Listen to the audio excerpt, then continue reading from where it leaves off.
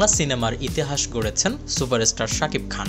আর এই ইতিহাস বা রেকর্ড এক বছরে 100 কোটি টাকা আয়ের। 2023 সালের জুন থেকে 2024 সালের জুন, এই এক বছরে মুক্তি পায় শাকিব খানের 3 সিনেমা প্রিয়তমা, রাজকুমার ও তুফান। এই 3 সিনেমা দিয়ে আয় হয়েছে 100 কোটি টাকারও বেশি। গেল বছর ঈদুল আজহায় মুক্তি পায় আরশাদ আদনানের প্রযোজনায়, হিমেল আশরাফের পরিচালনায় শাকিবের সিনেমা প্রিয়তমা। মুক্তির পর দেশ বিদেশের দর্শকদের সাড়ায় সিনেমাটি ইন্ডাস্ট্রি হিট হওয়ার গৌরব অর্জন করে। প্রিয়তমা দিয়ে বিশ্বব্যাপী 42 কোটি টাকার গ্রস কালেকশন আসে।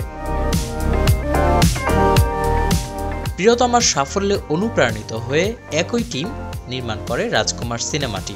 2024 সালের ঈদুল ফিতরে সিনেমাটি মুক্তি পায়। ব্যবসায়িকভাবে প্রিয়তমা সাফল্যকে ছাড়িয়ে যাওয়ার চ্যালেঞ্জ নিলেও শেষ পর্যন্ত সেটি সম্ভব হয়নি। তবে প্রযোজনা সংস্থা ভার্সেটাইল মিডিয়ার সূত্রে জানা যায়, রাজকুমার থেকে 26 কোটি টাকা গ্রস কালেকশন হয়েছে। চলতি বছর ঈদুল আজহায় মুক্তি পায় শাকিব খানের আরেক সিনেমা তুফান।